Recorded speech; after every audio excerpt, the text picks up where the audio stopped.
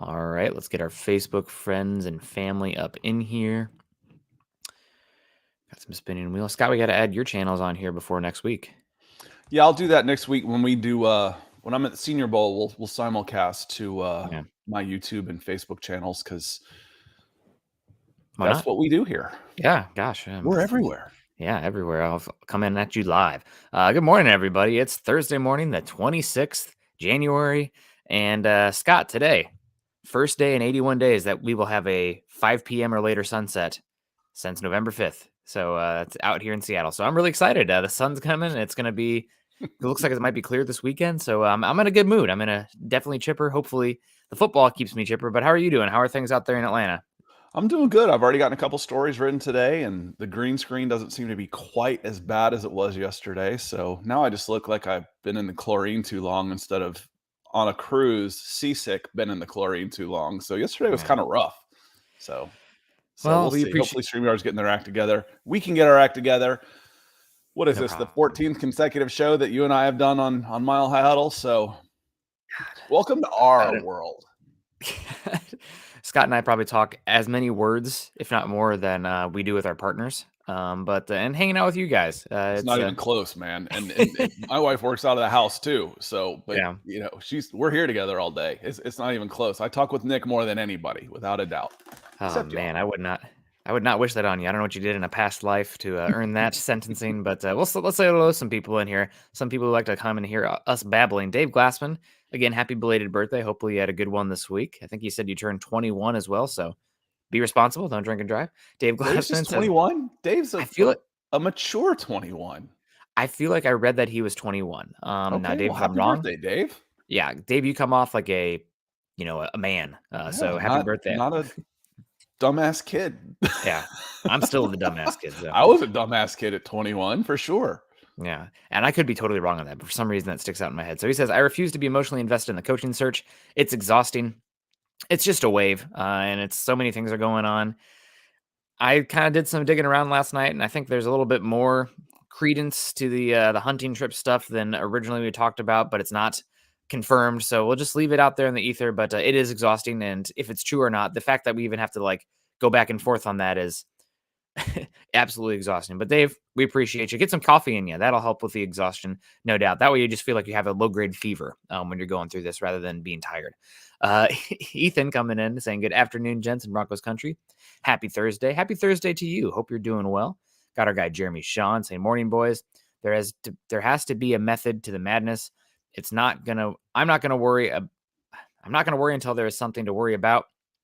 You're different than me, Jeremy. I'm just worrying about everything. What's going on next? No, that's not me. Actually, there's like 10,000 like YouTube videos or TikToks or whatever about like partners. There's one person who's like way over the hype, like anxiety, like worried about everything. And there's somebody who's always like, oh, it's going to be fine. It's going to work out. Let's go. Just keep walking forward. That's my There we partner. go. Dave says no. He's 46. Happy 20. I thought I read 21. You're closer to my age than Nick's age. That's for sure. Okay. And Bam X says, weren't we all, dumbass kids at 21? Yeah, pretty much. Not everybody, but I certainly was. And Dom Jaramillo with a comment, I feel you. I wasn't too far behind you. So yeah. Anyway, here, what I was going to say was, what would you constitute as panic? For me, there's nothing to panic about because nothing's happened. Yeah. When you're sitting there and if everybody's playing musical chairs, Sean Payton to the Cardinals, Dan Quinn to the Colts, and D'Amico Ryans to the Texans, now I'm a little nervous. Well, now I'm beyond nervous. Now I'm a little pissed off. Now it's, what's going on? Who is it? Again, we talked a lot about last night about, David Shaw. I'm sure David Shaw would be a great candidate, but he's really the last one on my list out of everybody that has been considered. Except for Jerry Rosburg, probably. And even then, it's close, honestly. Yeah. David Shaw would be last on my list. Even behind Ejiro Evero, and I know you Ejiro are. Evero at least has some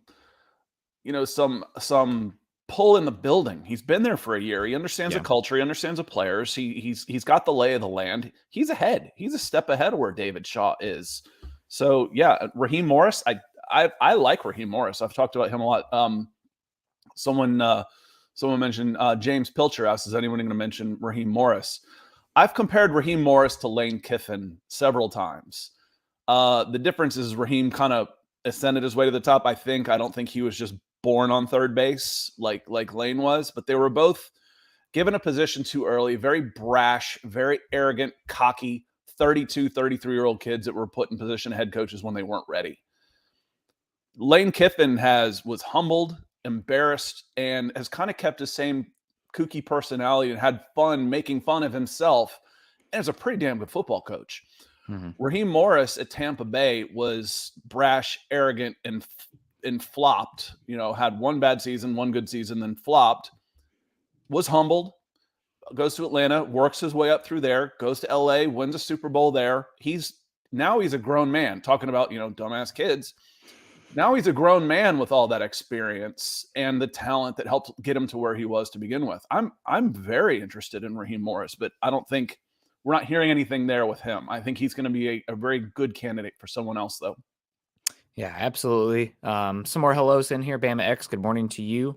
We got Kevin Gray coming in saying, morning Broncos country, Nick and Scott, until we get a coach. I don't have a lot to say, but I love to listen.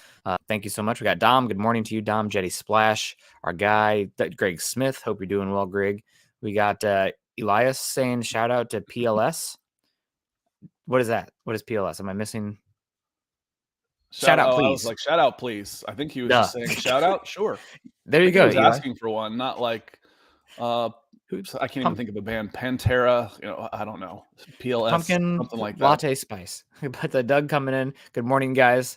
Good to see you. We got Bradley Conger saying, sup, guys, ready for the same combo about the same coaching search the last 7 years. No, but he changed the title today. We're going to talk a little bit about the grading the Broncos positions groups today. So a little different. We got Manuel. I don't recognize this name, but good morning to you, Manuel, saying good morning from Texas. How we should be feeling about the coaching search? Seems like we are almost to the fabled 27th day of January that was mentioned. It's going slow. I think we're probably going to be, I wouldn't be shocked if the Broncos don't have a head coach until a week from now. So February 2nd, February 3rd.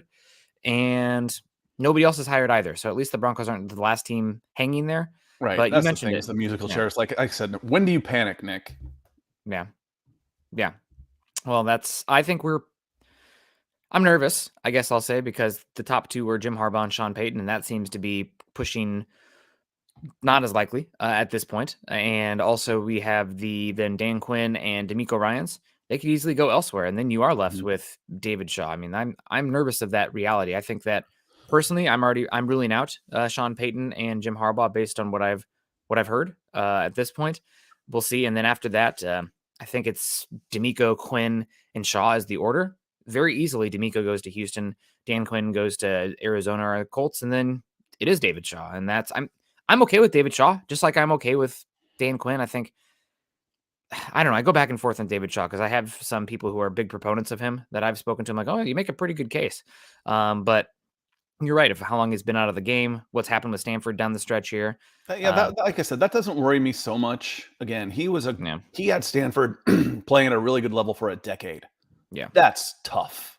Mm-hmm. That's really hard. That wasn't just he took Harbaugh's team and ran it into the ground. No. He sustained that level of success for 10 years. Yeah. Harbaugh didn't. Harbaugh had a really good run and then got out. David Shaw kept it going for 10 years. Harbaugh turned it around without a doubt. That was, we had that discussion on Friday night. But David Shaw was not a failure at Stanford by any stretch of the imagination. Don't get me wrong on that. His complete lack of experience, the college coaches coming up make me a little nervous because they're so used to being able to do everything they want, however they want, whenever they want. And it's a very, very different world in the NFL when you don't have the experience. That's what made Harbaugh interesting. Well, Harbaugh's coming from Michigan. Harbaugh had success at Stanford, success at San Francisco 49ers, success at Michigan. He's done it a little bit more. And maybe Shaw just needs that chance. Maybe we could put success at Denver Broncos on his resume. 100%. That's the thing about coaching searches. We can do all the research, but you don't know until you know. You guy can have a great resume and then he gets there and it's too much for him, or his message gets faulty, or hires the wrong people around him. I mean, that's as much as anything, getting somebody who can get in a good staff. So, well, we don't know until we know. Mark Schrader coming in. Good morning, Nick and Scott. Good to see you, Mark. We appreciate you so much. Hope you're doing well. Thanks for the stars, sir. Michael Ranquillo also coming in. Y'all are breaking the ice on Facebook with your stars. Thank you. Says, good morning, Nick and Scott on Broncos for breakfast. It is Broncos for breakfast, right? Yeah. Yeah, it's morning. We got Juan Espinoza coming in saying, and with a new profile picture there, I believe, also for Juan, saying, good morning, gentlemen. So with Quinn possibly going to Arizona or Indianapolis, does that mean it could possibly be Caldwell for the Broncos? I don't think it's going to be Caldwell. I had heard he did impress with his interview, so I guess anything is possible, but he seems to be fourth on the list of guys if you're excluding Sean Payton, fifth if you were including Sean Payton. So we'll see, but I don't think he's a super likely candidate. I think Shaw is the fallback right now based on the smoke surrounding him right now from the national media folks. So we'll see, though. Some of the comments I see is kind of what I don't want Mike McCarthy to fail, so to speak, but some of the discussion around Dallas I've seen right now is they don't want Quinn to leave. Yeah. It's like, chain him to the door and kick the other guy out. That's the kind of situation I want Dan Quinn to come into, where he's loved, because he's a great person. He's a good football coach and he's a great person. And I'm just afraid that wherever he signs, there's going to be some backlash when he goes there. So shouldn't take too long. Adam Bumgarner coming in. He says, good morning, fellas. Time to piss off Scott with my Russell Wilson comments. Just kidding. I'll give old Russ boy a break today for Scott. Adam, that's not why you annoy me. What annoys me is when you sit in the background and Nick and I can be talking about how Russell Wilson needs to play better, how Russell Wilson had a bad season, how Russell Wilson held on to the ball too long and a lot of the sacks were his fault. And then here comes a comment in all caps that's 4 paragraphs long from Adam Bumgarner saying, why is nobody talking about how bad Russell Wilson is? I can't take it. That's what annoys me, Adam. It's like, yeah, we're talking about it now. We're not screaming, but yeah, he stunk last year, and he'd probably be the first one to tell you that. Yeah, he wasn't good enough. He said he's not good enough. We all know he's not good enough. The question is, can he get better? That's a big question. Not can you replace him, because next year you really can't. Yep, you can't. You're stuck with him for one more year. Can he be better? He has to be better. We've talked about, even I think this week probably said, even if you get 15th, 12 to 15th level of quarterback play, you're a playoff team last year. And does that compensate the Russell Wilson's running roughshod over Nathaniel Hackett? Nathaniel Hackett's scheme was too bad. Russell Wilson, whatever it was. I said yesterday, if you got the Russell Wilson and Justin Alton, Jerry Rossberg combination for the whole season, are you plus 500? Maybe. You didn't have that, and you had a disaster of an offense, and a large part of that was your quarterback, without a doubt. 100%. Jake Gerard saying, hey, guys, what coach would be the best free agents for D'Amico Ryans? We got Draymond Jones would probably resign. I'm not sure about Draymond Jones. I think he'd probably be pretty excited to work with D'Amico Ryans, I'm guessing, especially with DJ Jones in his ear. So I think bringing in D'Amico actually might help Draymond. Now, D'Amico in San Francisco has liked some lengthy boys on the defensive line, and Draymond's a little bit more of a 4-3 defensive end, 3-4 defensive end, 3-tech kind of hybrid, where he's like pushing like 6'3", 285. He's not really that Eric Armstead, who's 6'5" with like 35-inch arm length, inside outside kind of guy. He's a little bit more stubby, and but still, I think he'd possibly come back. You slide him inside. Oh yeah, in the 4-3, but I don't know if he's 4-3. Yeah, I agree. You'd see a lot of 3-tech roll with him. It's just in San Francisco there, and granted, their defensive line is lottery pick, and also they traded away a lottery pick to bring in another lottery pick in DeForest Buckner, because you have Nick Bosa, Eric Armstead, you did have DeForest Buckner, and you have somebody else, Javon Kinlaw. So they have maybe not a 1-for-1 on that defensive line, but I think you would have a chance to bring Draymond Jones back, and maybe you'd have to bring in another edge rusher as well. I mean, it's again more of a 4-3 scheme. You'd probably need somebody with a little bit more mass, length, size to play that scheme as well. But we'd see. It'd be a transition. A lot of these guys, especially the defensive line, it's so rotational these days that you figure out ways to make them work as you transition and bring in the new body types. No matter who comes in next year, there's going to be a transition along the defensive line with the new types. Yeah. Bill, coming in with the stars, welcome in, because I want to hit CIA's comment on here. That's kind of what I was answering in my head while you were talking too, and sort of answering that one. But Phil coming in with the stars. Thank you, sir. Says, morning, Nick and Deacon Scott. Second time this year I get to catch you live. Have a great day, guys. Well, good. Second time probably in 24 hours. Weren't you in here last night? Yeah. The Broncos for breakfast crowd's a little bit different. I'm biased. It doesn't mean I'm wrong, but it's a little calmer, a little nicer. Everybody's a little nicer to each other with the caffeine instead of whatever they bring home with them from work and traffic and all of that stuff. Sometimes it can get a little feisty at night. So, Phil, we appreciate you being here. One of the good ones. CIA says, wouldn't we switch to a 3-4 to a 4-3 if we get D'Amico Ryans? And it looks like CIA's got that autocorrect going on his phone too. We get it. That's the tough one. Maybe. Do you have the personnel for a 3-4 or a 4-3 right now? Do you have the big ends? Do you have enough inside? I think DJ Jones is a ideal 4-3 defensive tackle.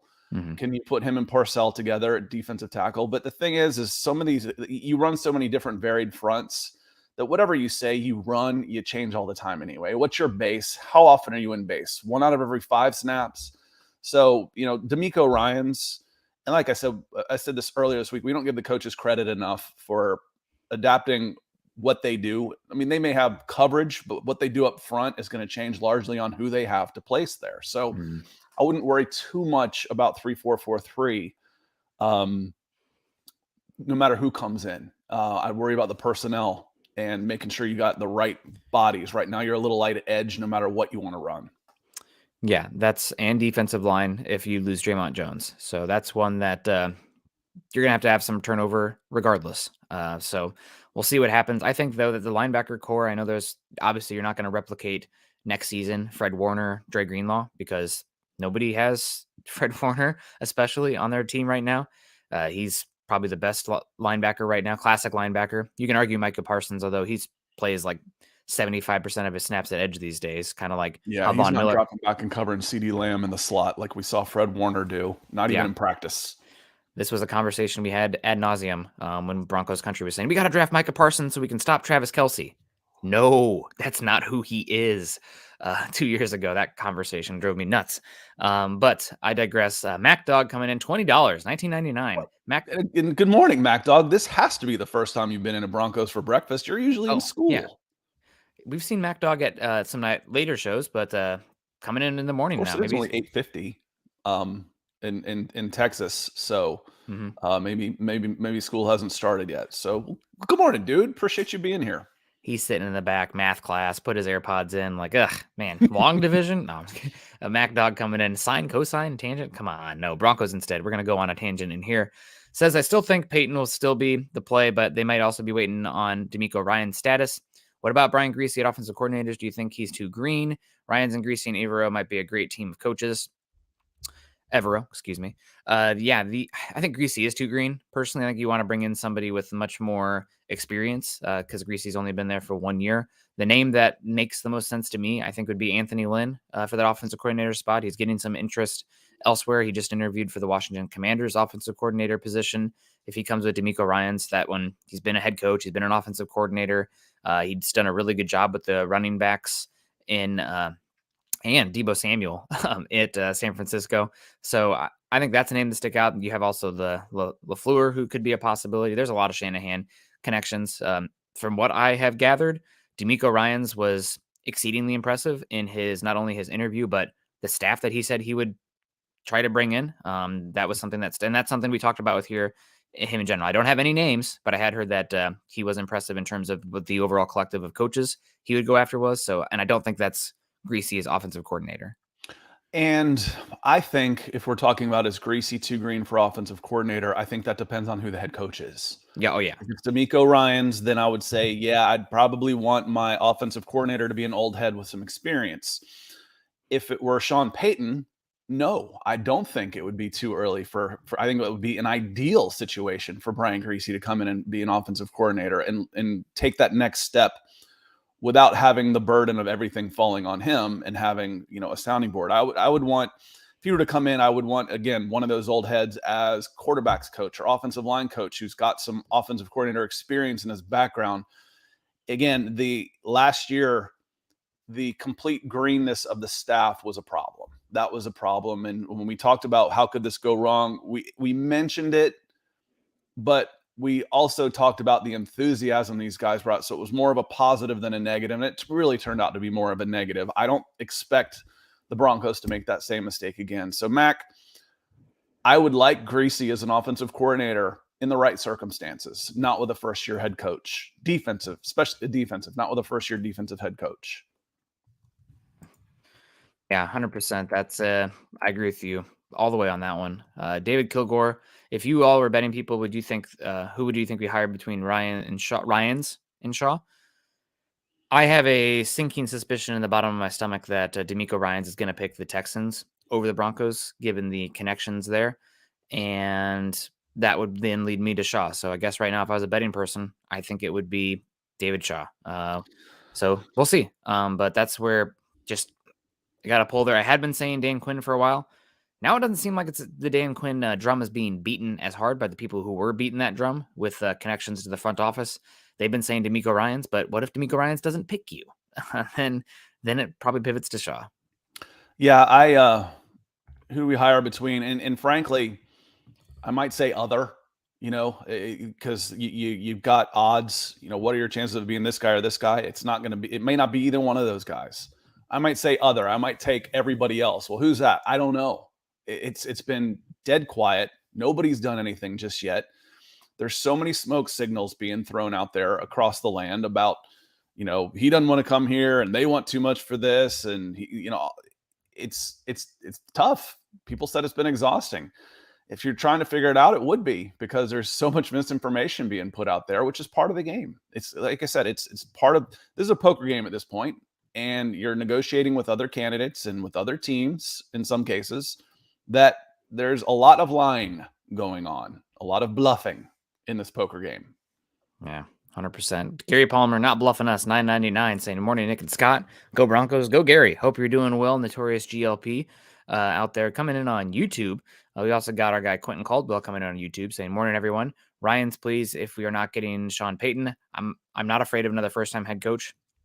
3 of the 4 head coaches left in the playoffs are first-time head coaches. Granted, all 4 of them are offensive coaches, but you just get in a good coach, and hopefully they surround themselves with good players. The big thing for me is that with the defensive coaches, I think it's a little bit harder to keep the offensive system in place for the quarterback. I think probably year to year, you're going to be a little bit more volatile, more or less, unless you pair that defensive-minded head coach with an awesome quarterback.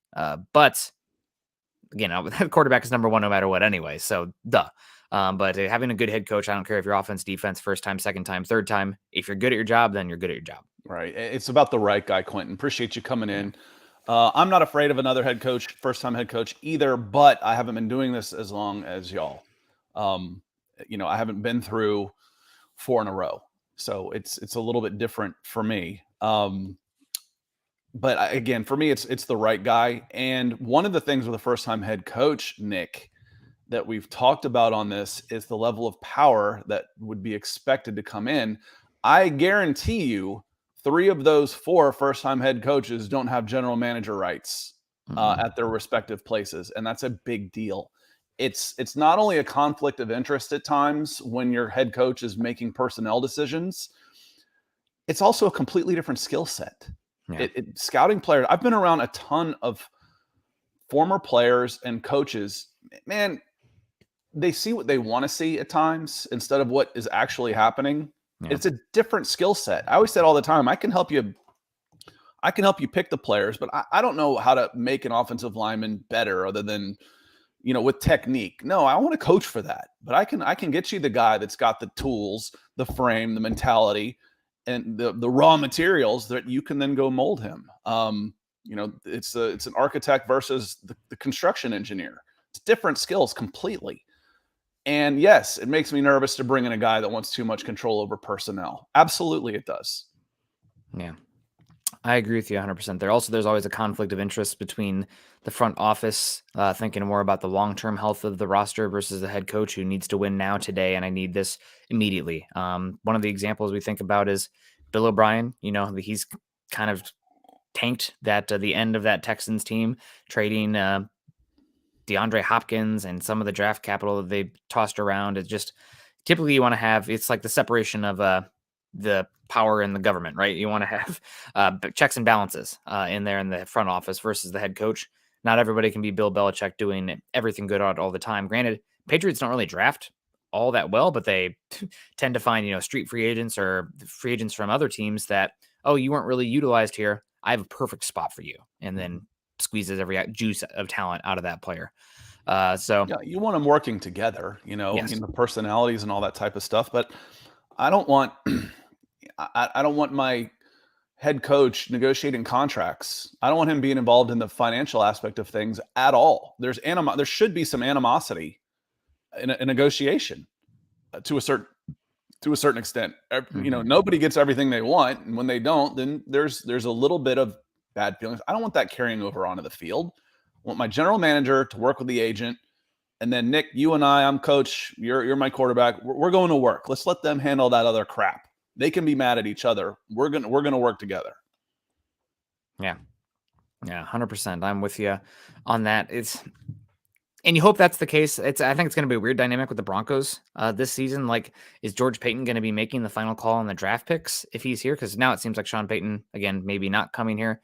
Maybe I'll be eating crow a week from now. But that would be how much power does George Payton have? Who's getting the final say on a lot of the personnel decisions? I mean, you have your general manager here. You empowered him for a reason, but not this ownership group, not these decision makers. So will be interesting to see how it plays out. And we got a question from Jeremy here before we start to dig into the positional grades from this past season. Says Nick floated out on Twitter, but if you get Gary Kubiak to come back as OC with Ryans, then you'd be cooking with gas. Kubes isn't leaving, and Kubes isn't going to leave to be a head coach again. Yeah, that'd be one. You get an older person who had been a head coach before and probably not really that interested in the jump up, kind of happy dealing with their niche, their role, and still can provide some leadership. I think that's the goal. You probably don't want you want somebody who's innovative and good at the offensive side, but not somebody who's a wonder kid who's, a rocket ship to Mars that would be gone in one season. That's probably the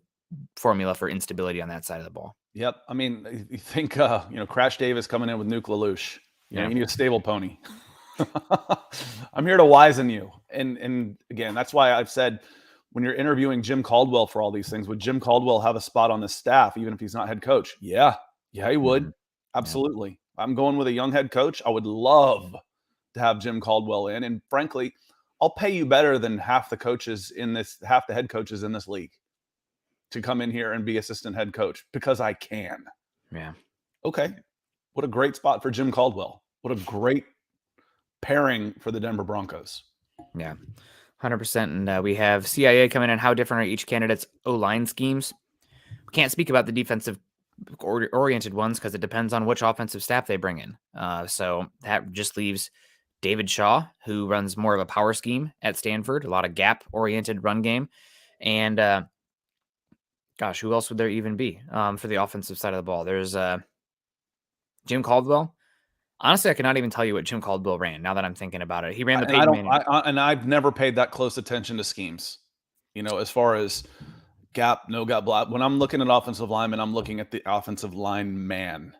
I'm looking at them as a unit and their success, and I'm looking at the individuals for their abilities, because y'all have heard me say before, yes, you will be more successful in different type of schemes, but a good offensive lineman should be scheme independent, or else he's not good enough and I want somebody else. And I think if I remember correctly, Jim Caldwell's offensive coordinator for a number of years was Jim Bob Cooter. And he definitely runs more of what a great name, right? I think he was a congressman in Georgia. Jim Bob Cooter replaced Joe Lombardi there in Detroit, I guess. But he definitely ran a power-oriented scheme. So both gap. Also, that's what the Broncos ran with Mike Munchak. There's a little bit, and everybody runs a little bit of everything nowadays. That's kind of just the reality. You want an offensive line who can do everything. Obviously, you can lean into more outside zone versus inside zone versus gap, but most teams run a little bit of everything. I mean, you even see that from Kyle Shanahan. They're running trap, they're running pull, they're running counter, they're running outside zone, inside zone, all of it. You need to have a varied blocking scheme, but I think you're probably transitioning into more of a power scheme. And luckily for the Broncos, I guess this is a positive you can say. the building blocks you have right now on this offensive line, and Quinn Miners could play either scheme. Athletic enough to play outside zone. Granted, sometimes his ability to hit a moving target last season was hit or miss, which is big for the outside zone and for pulls. But everybody else could be turned over. So you're really not married to anything. The good thing is you're not financially tied to anybody that can't play that isn't good enough. Yeah. Anybody that isn't good enough, you can get rid of him. Garrett Bowles can play. He's overpaid. Yeah. But he's still adequate. He's not the reason you're going to lose games. Unless he holds. Unless the contract gets too bad. But his contract's still not that bad. Right now, there's going to be a bunch of restructures going along, Nick, because the cap hit for the offensive lineman, the top cap hit was like 21 or 22 last year, and it was actually Bowles at one point. Was the highest cap hit in the NFL. If you go look at what's scheduled for 2023, there's a $35 million, there's a $34 million, there's a $28 million. There's going to be a lot of restructures going along. But my point is 18, the cap hit for Garrett Bowles isn't that bad. No. Yeah, no, it's not bad at all. I think the Broncos will approach him with the restructure still. And if he doesn't take it, we'll see what happens. But it does seem like the Broncos, at least from who I've spoken with, there's a little bit of a potential power play coming between the two parties there. But we'll see what happens. I saw Toyin was in here earlier, and I meant to click and say hello to Toyin across the pond because I always like to say hello to Toyin. Here we go. Good morning, afternoon, Broncos country. We also got sunny days coming in. Good to see you, sunny days. Our guy, Ernie Mays. Ernie, leave before the show is over because Scott and I are going to do our picks for the conference championship game. And that's talking about other teams, and we don't want to upset you. We got our guy, Ryan Thompson, coming in saying, good morning, Broncos country. The more days that pass, the more I feel like we're going for Ryans. Been a Ryans fan. I want to say I was on the ground floor for D'Amico Ryan's hype. I liked him last season as well, ascending star. We'll see what happens. I am nervous that the Houston poll is going to be strong, considering he played, 10 seasons there. His wife is from there. He lived there in the one season he wasn't in football. He knows the ownership group there. I mean, that might be a deterrent for a lot of coaches in his position, but the fact that he has a relationship there, I guess could be good or bad, but he played there for a while. He's interviewing there. If he had an issue with them, maybe he doesn't even interview there considering his demand. So I don't know. Rock bottom with a bunch of draft picks. Yep. And I think the path of resistance is a little less there because Trevor Lawrence is going to be great, but he's not already in the echelon of Patrick Mahomes. He's Justin Herbert tier for me right now. Justin Herbert, I think, is actually better arm, more tools than Lawrence even has. I think Herbert's. You don't agree with me on that one, Scott? It's okay if you don't. No? Okay. Okay. I think Justin Herbert's got an incredible arm. I think if you include accuracy on it and all of that stuff, I think Lawrence is as good a quarterback prospect as I've seen come out since Andrew Luck. It's when we talk generational, that means every 10 years for me. Trevor Lawrence would be the number one pick in the draft for me every year since Andrew Luck. Yeah, I think if you flip generational's thrown around way too much, way too much. Andrew Luck, Trevor Lawrence, unless I'm forgetting somebody in there, but no, you're not. I think if you flipped Lawrence and Herbert's situations in college, it would be Lawrence and Herbert to me, as far as skill set, they're the Spider-Man pointing meme. Yeah. They're I'm biased. I've been watching Trevor Lawrence since he was in 9th grade. He's from Georgia. He's from Cartersville, but he's always been that guy, and he's lived up to it. Yeah, and I think isn't he a little bit bigger than him, and he can run. I mean, I think they're so similar. He's the guy. That's what you're looking for when you say I want a number one quarterback. It's Trevor Lawrence. I'm looking up the size right now just because I think it's I don't know how big Justin Herbert is. Trevor Lawrence is about 6'6". Trevor Lawrence is 6'6", weighed 213 coming out of the combine. Justin Herbert's 6'6", 240. Okay, yeah, he's plenty big then. Yeah, he's a monster. I didn't realize Justin Herbert was that big, but as far as the arm talent from all of the throws and accuracy, I'll take Trevor Lawrence. Anyway, I might have to do a Twitter poll because I think it's very good, but I think Herbert's got a little bit more juice on the arm. But I digress. Jay Boy's coming in, $4.99 super, saying, please no David Shaw from Stanford. He is terrible. Who do you think would be good for the Broncos coach if Sean Payton doesn't come to Denver? I'd love D'Amico Ryans. I've liked him for a good bit here. I think he's an ascending stud in the coaching cycle. I think he's going to be a good coach for a long time. I think there's something to be said about a player who's had high success in the league as well, especially a player who succeeded, not because he was the fastest on the field or the biggest on the field or the strongest on the field, but because he was super intelligent and always in the right spot. I mean, the anecdote that in Philly, they had 2 different defensive game plans, one with D'Amico Ryans and one without, just because he could do so much and check guys so much is unbelievable, because he's not only responsible for himself, but he's responsible for the defensive line setup as well, and how much you can put on the plate of the assignments of that linebacker who has to read a lot. I mean, there's a reason that linebackers bust as much as they do in the draft. It's because it's as much a neck up position as it is the physical ability. And God, I just think he'd be, for everything you read about him and see about him, it's been great. Also, the defenses in San Francisco, while obviously, yes, they have extreme talent, they've been probably one of the most consistent defenses over the last 2 seasons, and defense is extremely volatile. So the fact that he's got them playing that consistently says something to me. Yeah, he's been like that since high school too. One of my mentors in this business lived in Alabama, and he would bring me guys every so often. You got to check this guy out. This is way before Huddle and all this type of stuff. This is when you actually had to go find these players. And he showed me D'Amico Ryans. I followed him closely, and he's always been that guy. D'Amico Ryans, Jay Boys, I gave my case for Raheem Morris earlier. I don't think that's the guy. I think Dan Quinn's is a hell of a coach, great person. You're looking for it. You pivoted too hard. The overcorrection from Fangio to Hackett was way too big a swing. Quinn comes somewhere in between there. He still leans more towards the players coach side of thing, but he can get after guys if he needs to. Adam Bumgarner asks, he goes, just to clarify what I was talking about as far as prospects go. He says, I'm super confused by the take where I said that, the prospects coming out were Trevor Lawrence and Andrew Luck and in between. Are you saying Lawrence is better than Mahomes and Burrow? What do you mean by that? I'm saying coming out at the time, I would have drafted Lawrence ahead of Burrow and Mahomes. I would have taken Lawrence ahead of anybody that has come out in the draft since Andrew Luck. That's what I mean. But I'm talking about prospects. When you're talking about what you're looking for in a quarterback coming out, the size, the intelligence, the production, the arm, the athleticism, he's got it all of it. That's what you're looking for when you're trying to say, I need to, when people talk about generational, that's what you're looking for. Patrick Mahomes wasn't that guy coming out. In fact, there was a quote from a former teammate that was like, it was an after the fact quote. Watching him play, I'm like, that's who you guys drafted in the first for real? Patrick Mahomes he was a little more unorthodox. Burrow doesn't have quite the arm or the size. So we're talking prospects, not players. Players is very different. Right now, Patrick Mahomes is the best quarterback. I would take him 10 times out of 10. No doubt. Yeah. Coming in, like without grading with hindsight, draft picks, where I would have them graded, Andrew Luck and Trevor Lawrence would have been at the top of my game.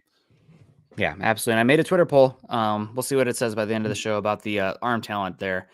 They're both incredible. God, they're both just so good. So it doesn't matter.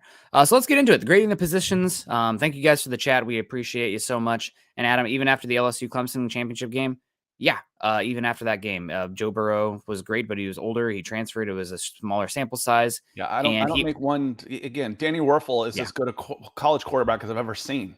He wasn't an NFL guy. Yep. We can get into Stetson Bennett as decorated a quarterback. Tim Tebow, maybe the best college football player of all time. Maybe. Yeah. Go look at what he did at Florida. He wasn't a prospect for the NFL in the same way that these guys were. So from a prospect standpoint, no, I'm not too worried about a single game. It's a team game. Yeah. 100%. And also he was thrown to maybe the best 2 wide receivers in all of NFL, and Justin Jefferson and Jamar Chase. T. Higgins is great. He's obviously number 2. I mean, you're talking about the exact guys there. Anyway, continuing. Grading the Broncos depth chart here, positional groups. I think we should start with quarterback just because it's easier to go down the list. Saving quarterback for last would probably string you guys along, probably the better way to do business, but not easier. So Broncos quarterbacks this year, I'm going to give them a C. I think if it was against expectation, it would be lower, but I'm not grading them against expectation. I'm grading them against their peers.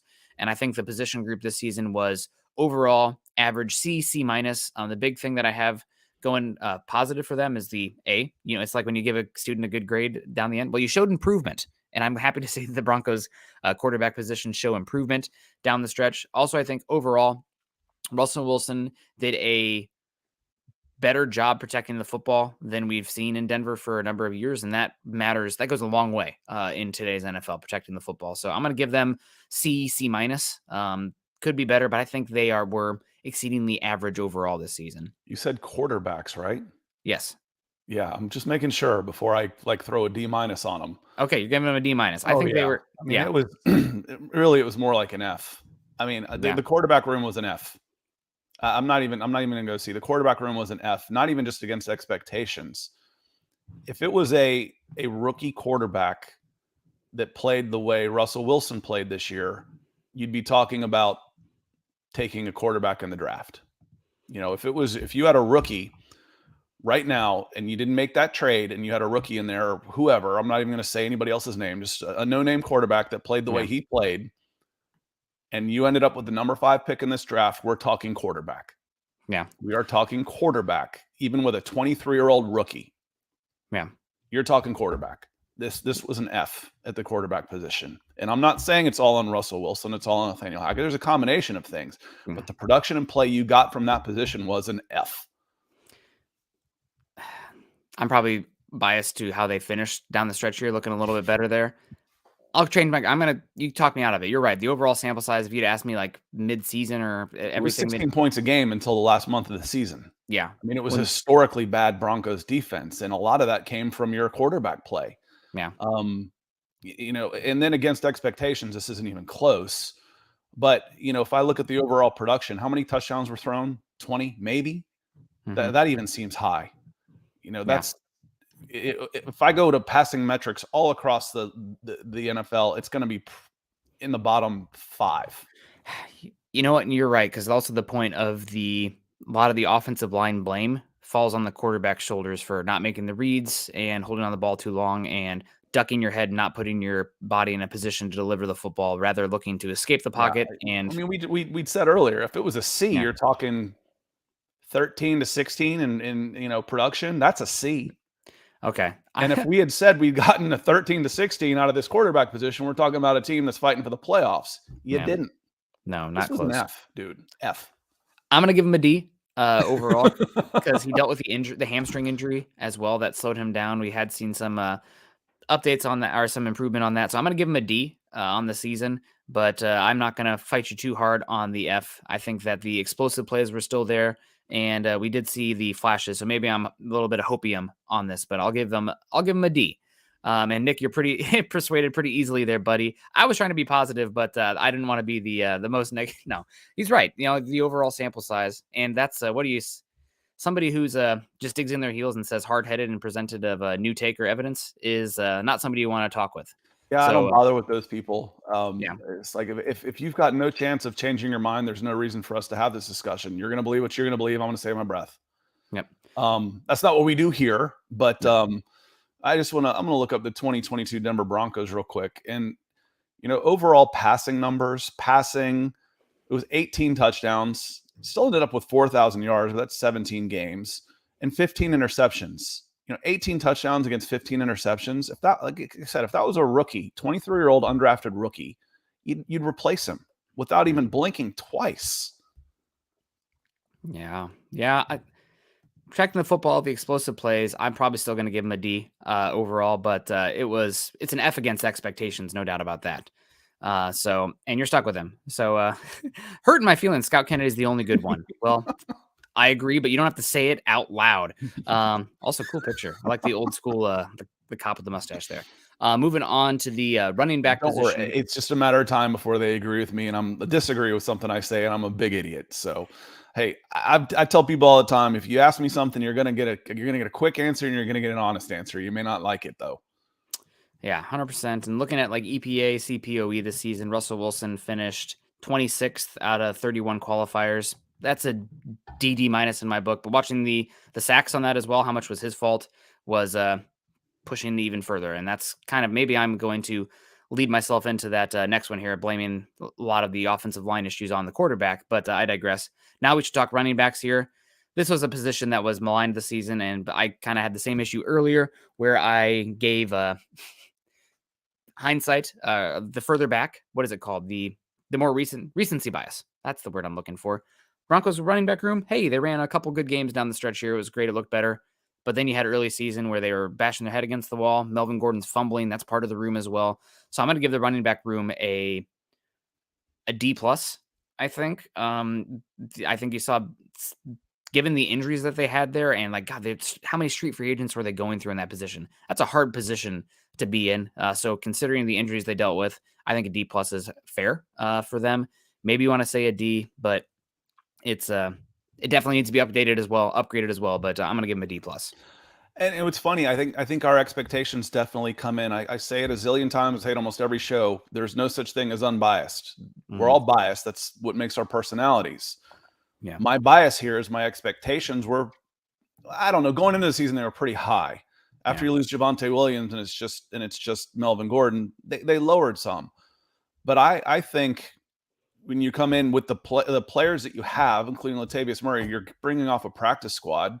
He wildly exceeded expectations for me. Chase Edmonds was okay. Didn't get a whole lot on Mike Boone, but you still outrushed your opponents this year. You had 2,000 yards rushing to about 1,900, give or take a few. So for me, the running back room, again, also considering I'm going to throw an F on the offensive line. The running backs get a B for me. Wow. For most of those guys, I would bring back under the right circumstances. If you have a healthy Javonte Williams, yes, I want him back. I get another cheap deal for Latavius Murray. Yes, I wouldn't mind him back. And then a third down guy in Edmond on a cheap deal. Yes, I wouldn't mind him having back. I thought the running back room played admirably this year. I'd give them a B. Yeah. D plus for me. It's a room that really lacked dynamism this season. Also, the advanced stance also said the running back rooms really sucked. There's a statistic based on like where they got it and the blocking that they got. It's Scott will roll his eyes at this one. So Colin Wood, I see Colin in the chat. Hello, Colin. But running back yards over expected. The Broncos were one of the worst in the entire NFL this season. Mm-hmm. So their room, they need help in that room. I agree with that. Like you're saying, part of my bias is the expectations. Mm-hmm. The expectations going into the season with Melvin Gordon and Javonte Williams. If that was my expectations, then you didn't really reach them because you didn't get Javonte Williams production because he was hurt, and Melvin Gordon, after a couple of fumbles, was mentally gone. He wasn't running the same, and if he was coughing the ball up. So again, part of my bias on this is my expectations based on who you're able to bring in and still be fairly effective. Latavius Murray well outplayed expectations for how you got him for me, and that is skewing my grade. And I would love to have Chase Edmonds back as well. I mean, you didn't see him very much, but what he brought to the room as far as a pass catcher was noticeable. I mean, you could feel his impact, his gravity on the field. But for $6 million dead cap or cap savings with zero dead cap, not on that deal. Not on that deal. Moving forward, wide receiver room. I'm going to give the wide receivers a C- on the season. Me too.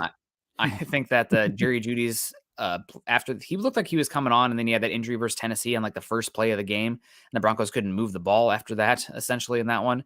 But he really showed up down the stretch. You had some big moments from Cortland Sutton in the first half of the season. Really shrunk in after the first quarter of the season. Let's be honest.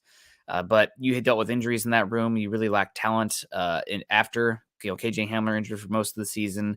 No Tim Patrick the whole season. So I think they're a C-. They could definitely use a talent upgrade there if it works that way out in the draft.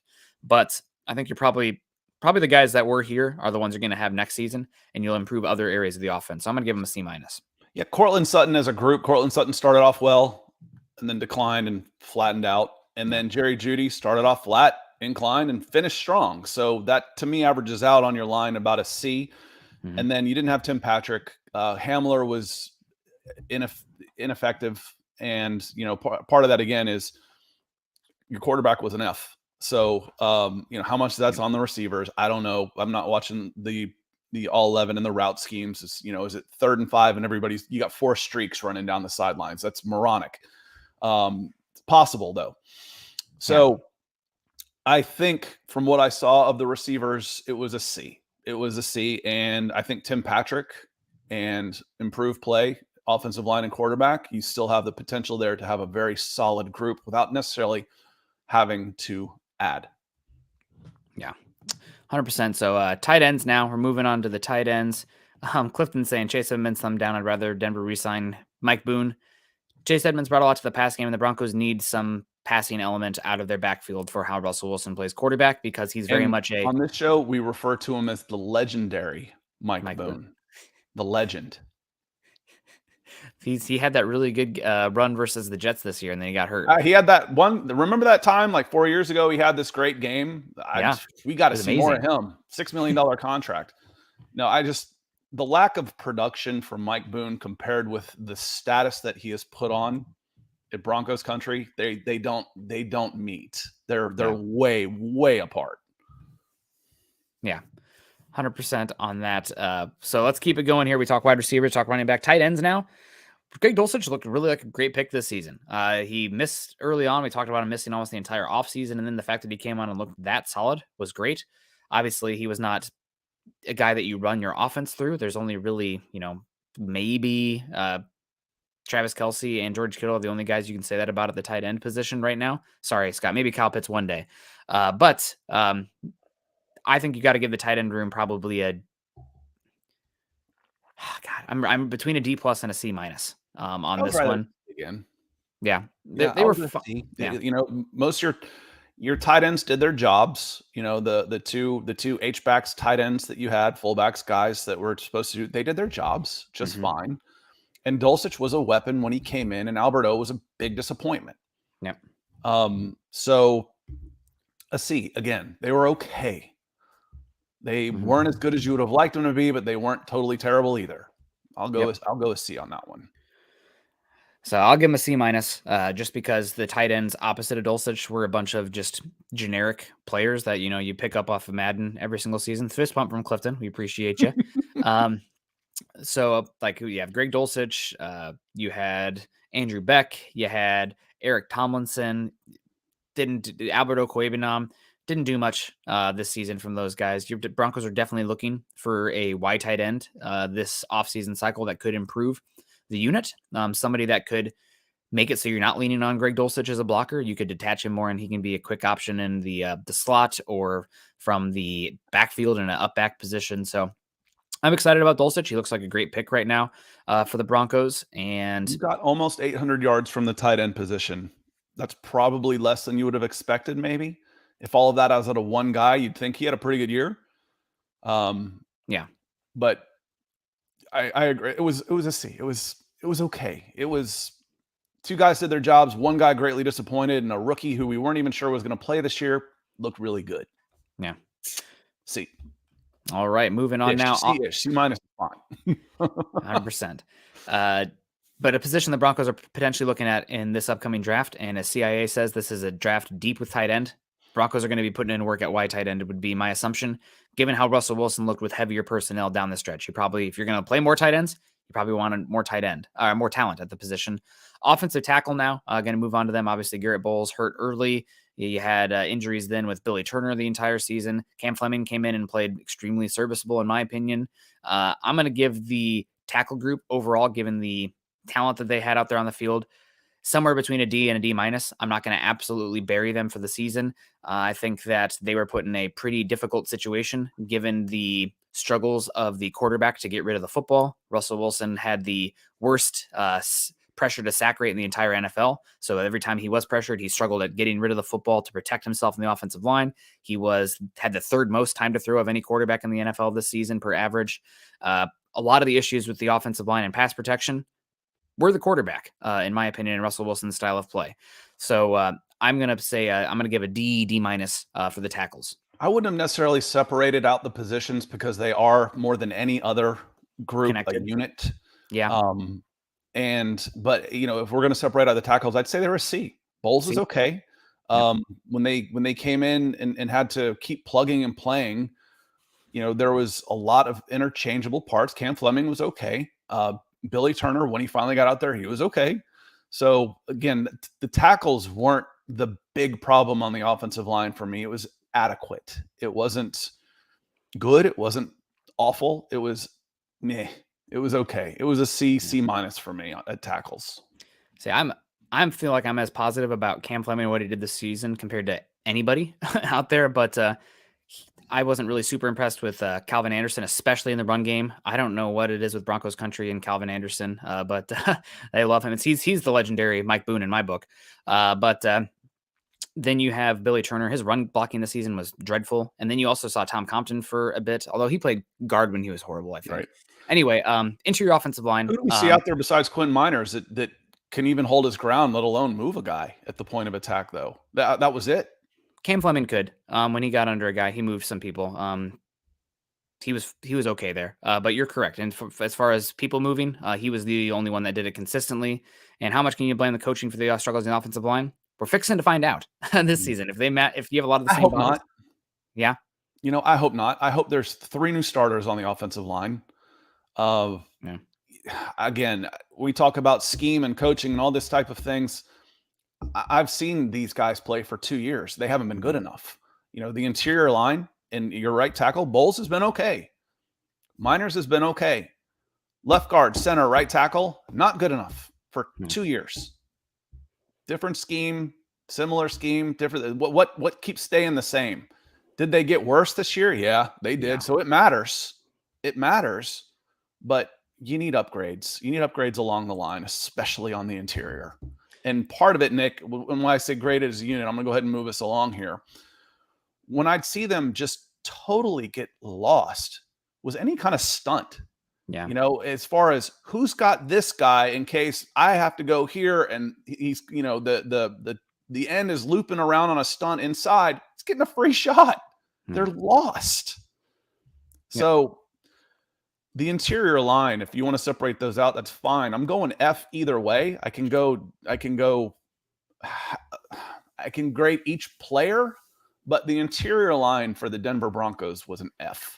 And it didn't matter if it was Cushenberry and Glasgow, if it was Bailey, Compton, Reisner, it was an F. Miners was the only one that was serviceable, and he wasn't great. Mm-hmm. He still had problems in space, but by God, at least he could hold his ground. That's more than I can say for the rest of them. Yeah, I do find it pretty interesting that you see all these articles coming out, like the one guy the Broncos can't lose or has to resign this offseason, and it's always Dalton Reisner.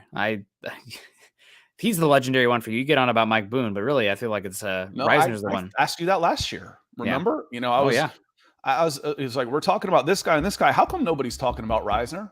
Because I'm coming in here with fresh eyes last year. It was my first time covering the Denver Broncos. I'm like, this guy at left guard is a problem. Why is he getting a pass? It's like, because he had earned up enough goodwill through previous good play.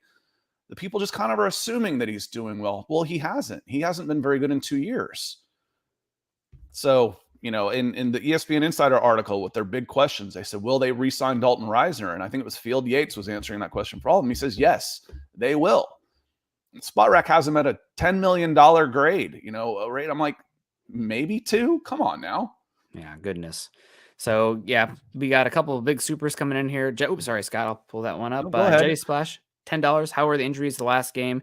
It was just one game, but it's time to replace the turf or practice field to give them a try to fend off injuries. I think the Broncos are going to look at any and all avenues, money, no object, to improve injuries this season. We'll see what happens there. But the field didn't look great for the last game, despite they spent crazy money to flip it out. Kind of hard to grow new grass that point of the season. But go ahead. There were a lot of reports that they had to make that move, not just, okay, this is a big recruiting tool. After the fact, they're like, oh yeah, this has been in place for several weeks. The NFL mandated that they change the field. Well, that's bad.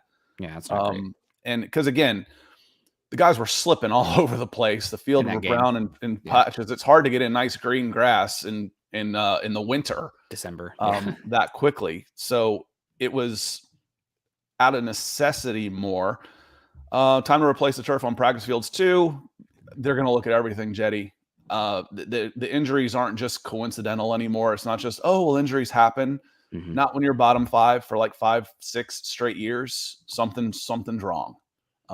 Something's wrong. So that's one of the things when we talk about the money and the investment that hopefully can improve greatly is treatment, diagnosing, preventative, all of those things to make the team healthier, because we talk about all this stuff and we always hedge it by saying, assuming this person stays healthy, assuming. You can't assume that anymore, man. Right now we got to assume they're all going to drop.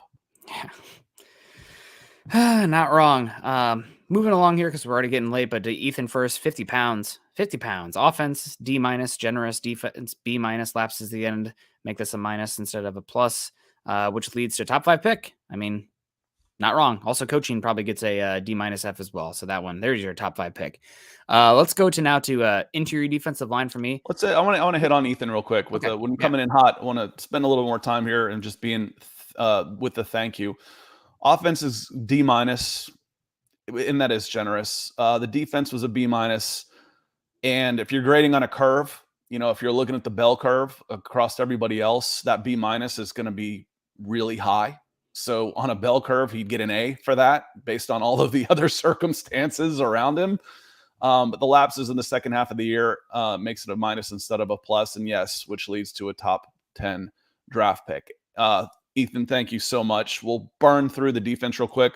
Adam asked, because we started with this is what was Russell's grade. The quarterback position as a whole, which in general meant Russell Wilson, was a big F. For me, it was an F. Just recapping the production, 18 touchdowns versus 15 interceptions across the room. Holding onto the ball too long, had historically bad defense. A lot of that started at the quarterback position. F for failure. D minus for me. D minus for me. For Russ. But there was some bad quarterback play this season. But no doubt he's struggled, and hopefully he's better next year in a scheme that is better for his skill set. Now moving along, interior defensive line.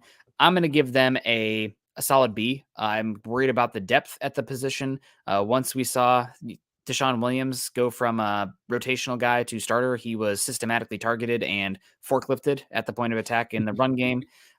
Mike Purcell played well this season. I'd be happy to have him back next year. Mm-hmm. DJ Jones looks like a great addition to this Broncos defense. I think he's scheme versatile as well.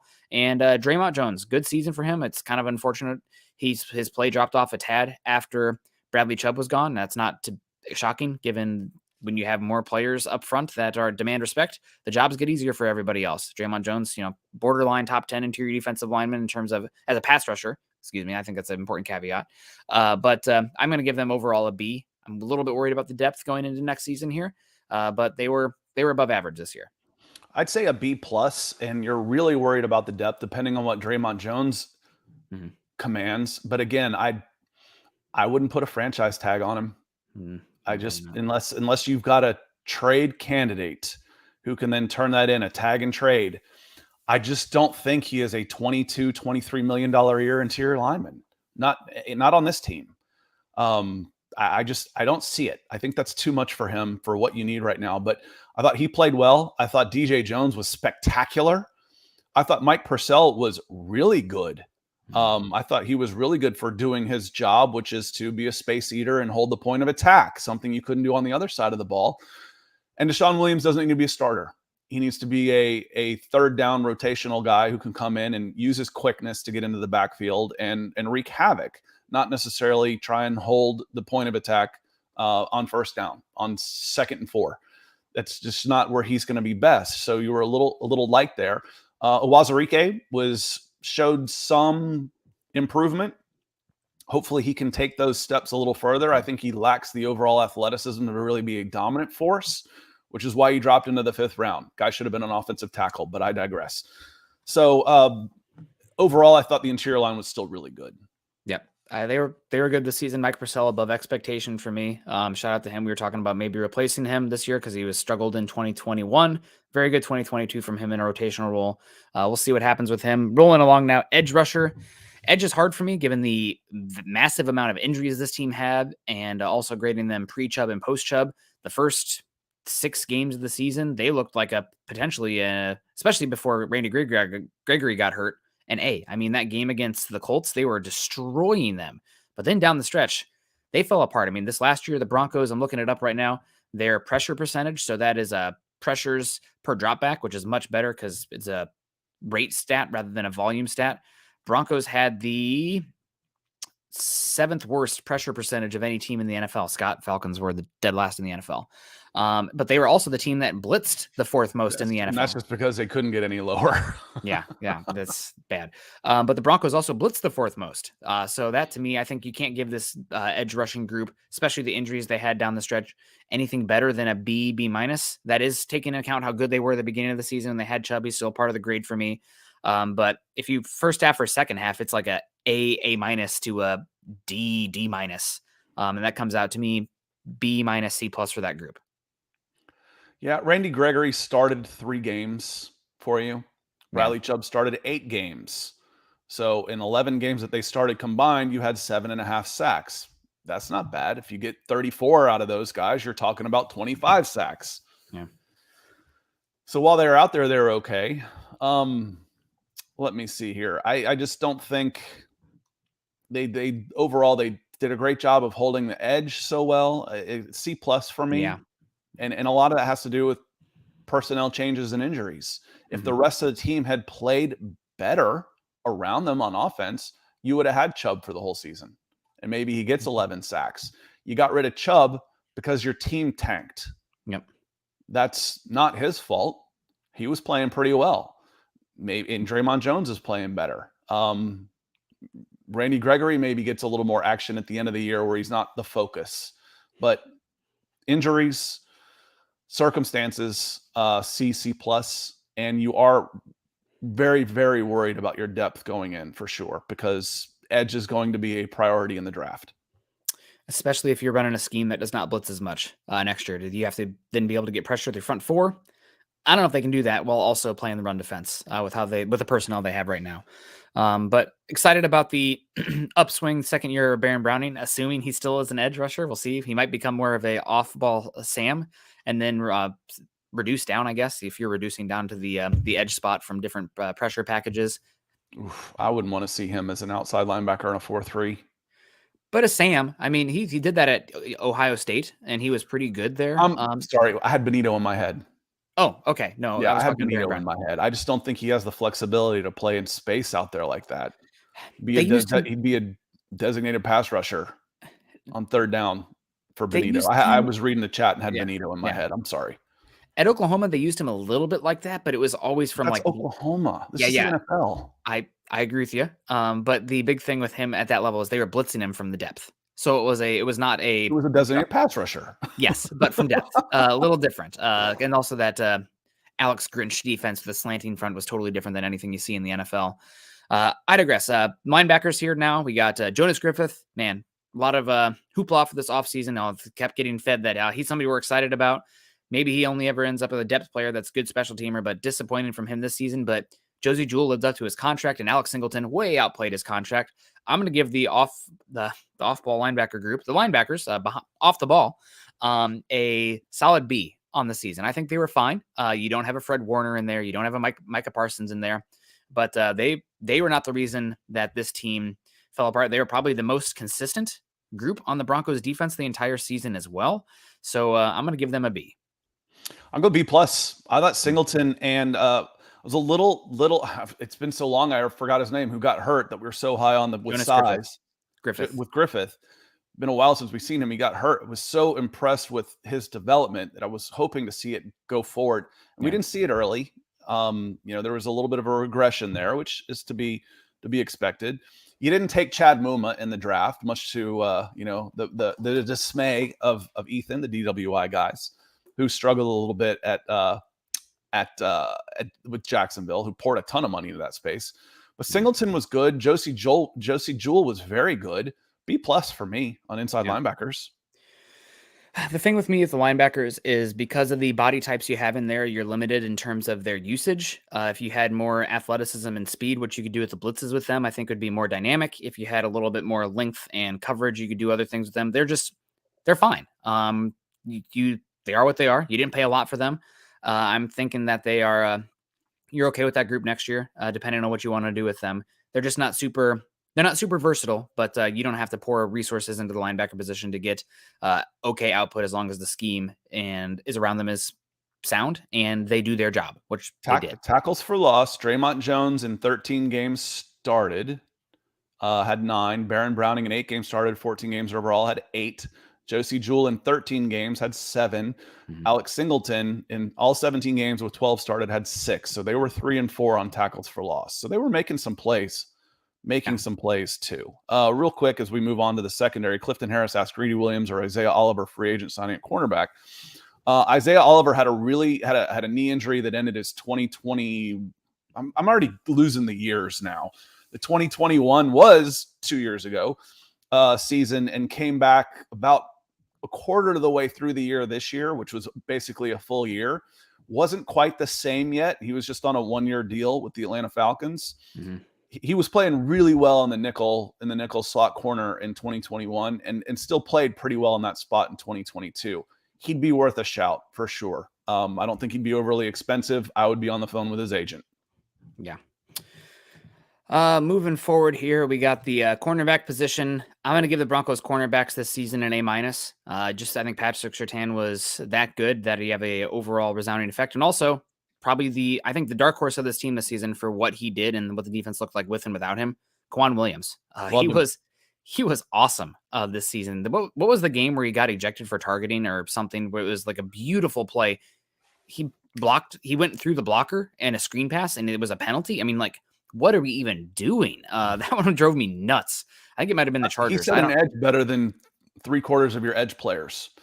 100%. When he was backside in the slot, and it was a weak side. Yep. He's in the slot on a 2 wide receiver set, and the tight ends are at the other side. He was the edge then. Yep. On a running play, and he set the edge better than your edge defenders. Yep. Extremely physical, good in coverage, tremendous free agent signing.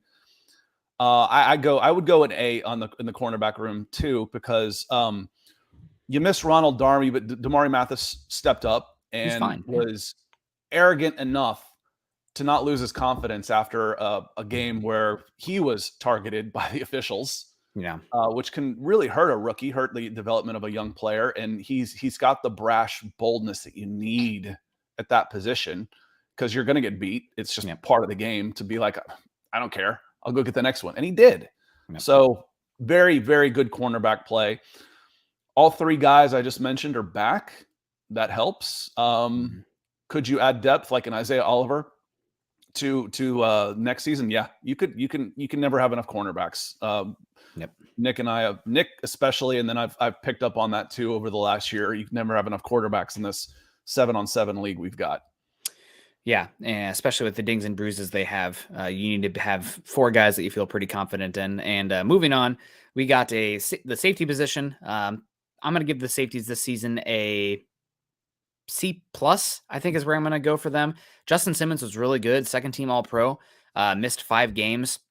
His tackling and run fits were a little bit upsetting, I think, as the season it got better as the season went on, but early on, he was having some missed tackles. I think the Broncos were one of the worst teams in missed tackles this season, and the secondary was up there for that, unfortunately. But I'm going to give him C+, B-. Justin Simmons' turnovers were huge, and that's really valuable.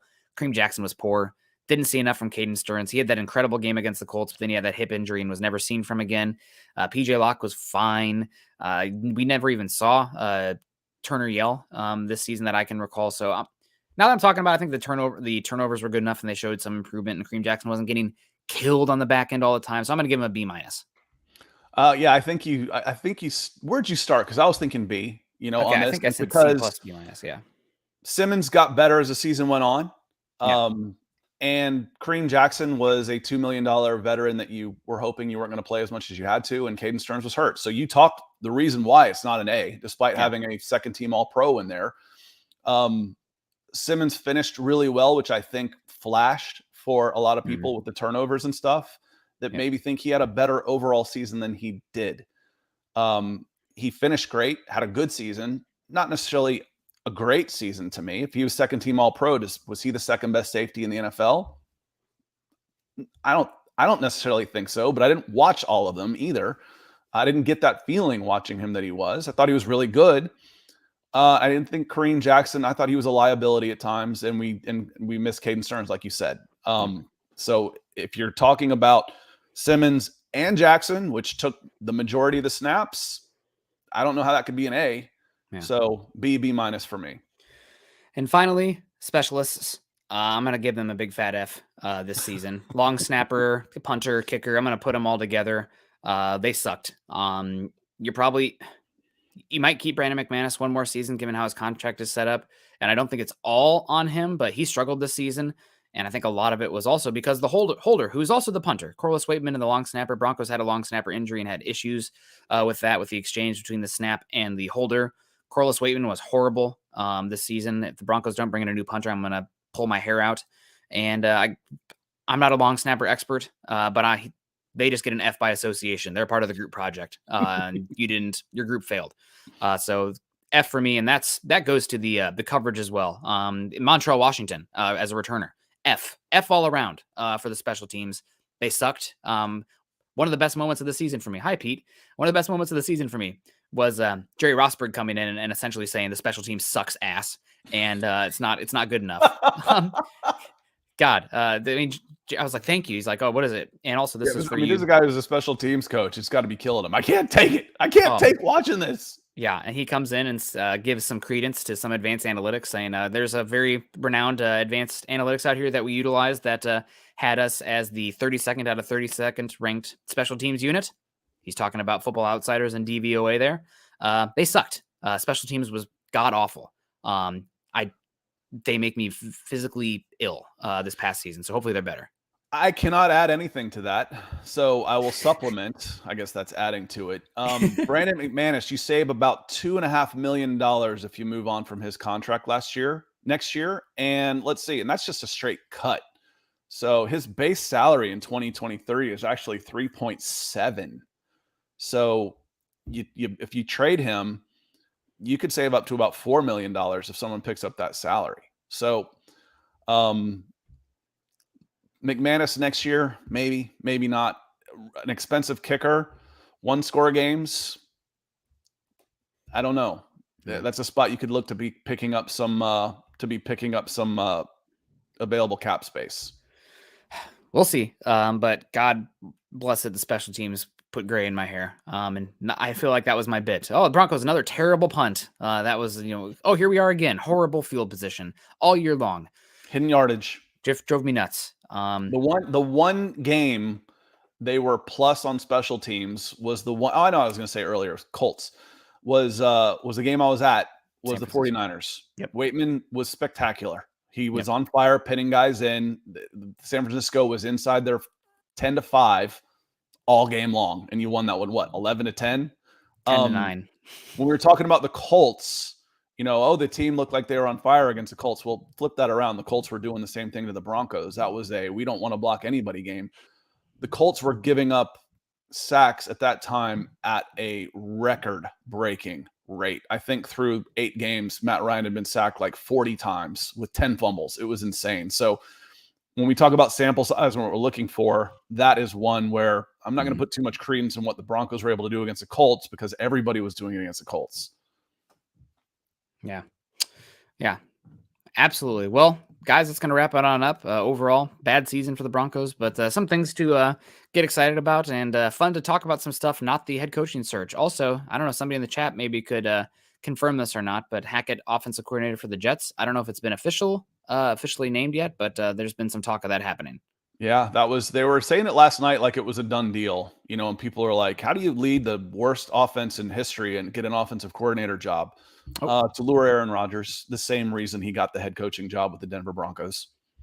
Yep, 100%. And also, thanks for the shout out there. Tom Pelissaro just checked on Twitter. It's Nathaniel Hackett. Jets are hiring former Broncos coach Nathaniel Hackett as their offensive coordinator. Hackett previously called plays in Buffalo and Jacksonville, where he worked with Robert Salassi. It's a connections league, everybody. You got to know people who you've worked with before, and was widely revered during his tenure as Green Bay's offensive coordinator. A big hire for the Jets. Well, God bless you, Nathaniel Hackett. And I guess that probably helps the Broncos too, because they're not going to have to pay him as much money. And we know this coaching staff is hurting for money. Or the I said all along, Hackett, you could tell basically in November that Hackett was fired. Mm-hmm. The Christmas just accelerated the timeline just by the way he was acting. Mm-hmm. And if you go back and you listen to all of his comments about what can change this or that, he said for Russ a zillion times. everything was about Russ. It was almost like he was trying to get out the point, like, I don't matter here. I don't have any of the control that I want to. And he's going to be able to have that, to take that onto job interviews moving forward pretty easily. The leaks about Russ is calling old plays and this kind of stuff. I'm like, then he's got dementia and he shouldn't be playing at all. We can scroll all that back. But again, Hackett was going to be okay after 1 year with the Broncos because he could throw all that under the, hey, I got put in a situation where I had zero control and they handed it to the quarterback. Yeah. Hackett for OC. Do you think our Rodgers stuff is going to come to fruition there with the Jets? I think that's probably the play that they're making. It's pretty good. I posted that this morning on my channel where you're talking about, I think Rodgers goes to the Jets. So I agree with you. Yeah, and here falling slap because we all needed another top quarterback to the AFC. Is Rodgers the top quarterback anymore? Anyway, guys, we're gonna get on out of here. We've been gone long today, an hour and 20 minutes. You got bonus football coverage today, so you hadn't seen enough of this week. And we're making up because Scott's not going to be here next Monday. I'm probably still going to pop in for a bit and maybe do a half an hour show, especially if there's any news that breaks as far as the Broncos head coaching search, break down some of the games from this past week. But that's going to do it for us today. Make sure you're following Scott on Twitter. Scott is at Scott Kennedy. I am at Nick Kendell MHH. Also follow us at BFB_pod on Twitter. That's BFB_pod for Broncos for Breakfast. And of course, at Mile High Huddle. If you haven't done so yet, click the thumbs up on Facebook. We always have way more eyeballs than we do thumbs up and reacts. We got a wow react from Nathan Brown. God bless you, Nathan. Bunch of loves from Keith Brugman, Ken Gardner, Lawrence Rivera, Greg Smith.